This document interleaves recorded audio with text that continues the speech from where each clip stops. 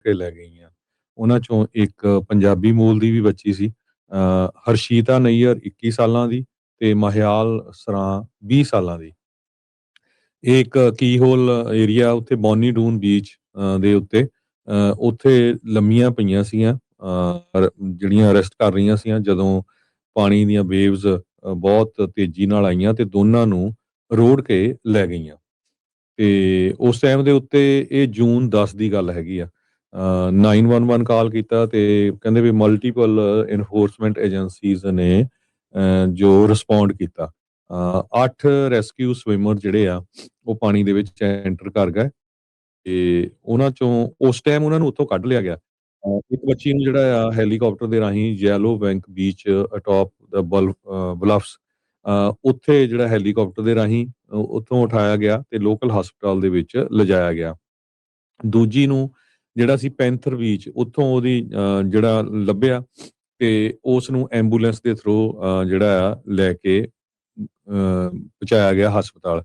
ਨਈਅਰ ਦੀ ਮੌਤ ਬਹੁਤ ਛੇਤੀ ਹੋ ਗਈ ਰੈਸਕਿਊ ਕਰਨ ਤੋਂ ਬਾਅਦ ਤੇ ਜੋ ਸਰਾਂ ਸੀ ਪੰਜਾਬੀ ਮੂਲ ਦੀ ਬੱਚੀ ਮਹਿਆਲ ਸਰਾਂ, ਉਹ ਹਸਪਤਾਲ 'ਚ ਕਈ ਦਿਨ ਰਹੀ ਤੇ ਉਹ ਪਿਛਲੇ ਸ਼ਨਿੱਚਰਵਾਰ ਉਹਦੀ ਜਿਹੜੀ ਮੌਤ ਹੋ ਗਈ।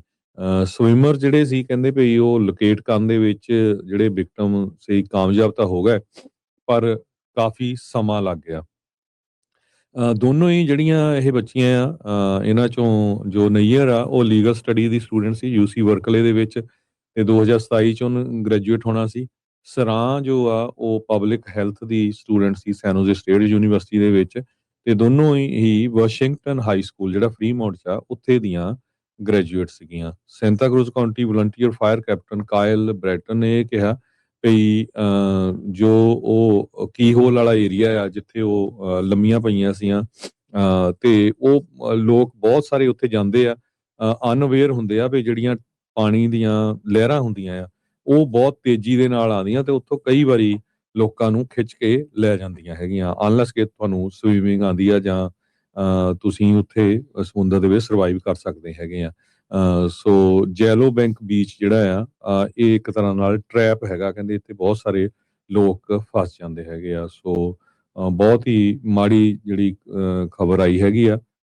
ਆਪਾਂ ਪੰਜਾਬੀ ਰੇਡੀਓ ਯੂਐਸਏ ਵੱਲੋਂ ਦੋਨਾਂ ਪਰਿਵਾਰਾਂ ਦੇ ਨਾਲ ਸਿੰਪਥੀ ਜ਼ਾਹਰ ਕਰਦੇ ਆ। ਅਜੇ 20-21 ਸਾਲ ਦੀਆਂ ਦੋਨੋਂ ਬੱਚੀਆਂ ਸੀਆਂ। ਬਹੁਤ ਹੀ ਮਾੜੀ ਘਟਨਾ ਜਿਹੜੀ ਆ ਵਾਪਰੀ ਹੈਗੀ ਆ।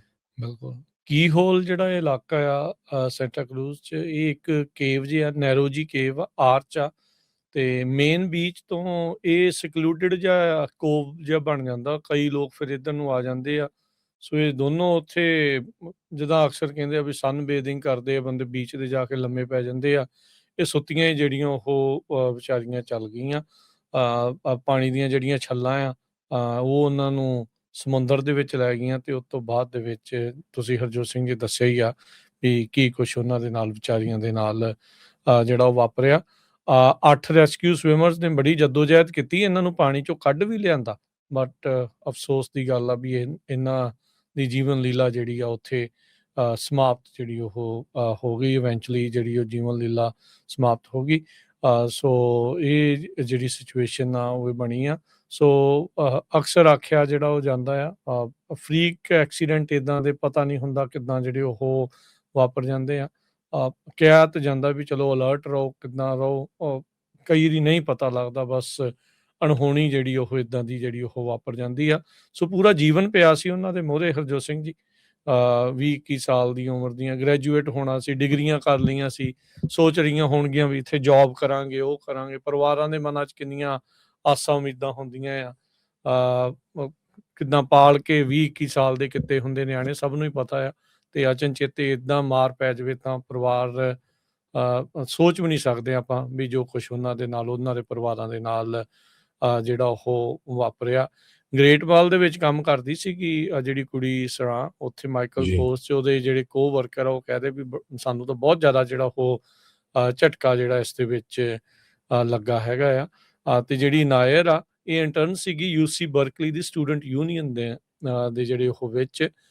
ਸੋ ਕੁਛ ਸਮਾਂ ਪਹਿਲਾਂ ਹੀ ਜਿਹੜਾ ਹਰਜੋਤ ਸਿੰਘ ਜੀ ਜਿਹੜੇ ਕਹਿ ਰਹੇ ਆ ਵੀ UPS ਸਟੋਰ ਦੇ ਵਿੱਚ ਜਿਹੜੀ ਨਾਇਰ ਆ ਉਹ ਕੰਮ ਕਰਦੀ ਸੀ। ਸੋ ਉਹਨਾਂ ਦੇ ਸਾਥੀ ਜਿਹੜੇ ਆ ਉਹ ਇਸ ਟਾਈਮ ਬਹੁਤ ਹੀ ਜ਼ਿਆਦਾ ਜਿਹੜਾ ਕਹਿ ਲਓ ਵੀ ਸ਼ੌਕ ਦੇ ਵਿੱਚ ਨੇ ਵੀ ਇਹ ਕੀ ਜਿਹੜਾ ਉਹ ਵਾਪਰ ਗਿਆ। ਪਰਿਵਾਰ ਨੇ ਤਾਂ ਹੋਣਾ ਹੀ ਹੋਣਾ ਆ।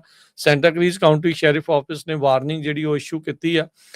ਕਹਿੰਦੇ ਵੀ ਸਾਨੂੰ ਬਹੁਤ ਜ਼ਿਆਦਾ ਵਾਟਰ ਰੈਸਕਿਊ ਕਰਨੇ ਪੈ ਰਹੇ ਆ ਪਿਛਲੇ ਜਿਹੜੇ ਕੁਛ ਵੀਕਸ ਤੋਂ, ਤੇ ਉਹਦੇ ਕਰਕੇ ਲੋਕਾਂ ਨੂੰ ਧਿਆਨ ਰੱਖਣ ਦੇ ਲਈ ਤੇ ਜਿਨ੍ਹਾਂ ਨੂੰ ਖਾਸ ਕਰਕੇ ਜਿੱਦਾਂ ਸਵਿਮਿੰਗ ਨਹੀਂ ਆਉਂਦੀ, ਈਵਨ ਹਰਜੋਤ ਸਿੰਘ ਜੀ ਸਵਿਮਿੰਗ ਆਉਂਦੀ ਵੀ ਹੋਵੇ, ਦਰਿਆ ਦੀਆਂ ਛੱਲਾਂ ਜਿਹੜੀਆਂ ਸਮੁੰਦਰ ਦੀਆਂ ਛੱਲਾਂ ਆ ਉਹ ਰੋੜ ਕੇ ਜਿਹੜੀਆਂ ਉਹ ਲੈ ਜਾਂਦੀਆਂ। ਇਹੀ ਕੁਛ ਇਹਨਾਂ ਦੇ ਨਾਲ ਬੱਚੀਆਂ ਦੇ ਨਾਲ ਜਿਹੜਾ ਉਹ ਵਾਪਰਿਆ ਆ। ਸੋ ਕਹਿੰਦੇ ਵੀ ਪਾਵਰਫੁਲ ਸਦਰਨ ਸਵੈਲ ਜਿਹੜਾ ਉਹ ਆ ਰਿਹਾ ਆ ਇਹਨਾਂ ਬੀਚਿਸ ਦੇ ਉੱਤੇ। ਸੋ ਥੋੜਾ ਬਚ ਕੇ ਜਿਹੜਾ ਉਹ ਧਿਆਨ ਰੱਖ ਕੇ ਜਿਹੜਾ ਉਹ ਚੱਲਿਆ ਜਾਵੇ।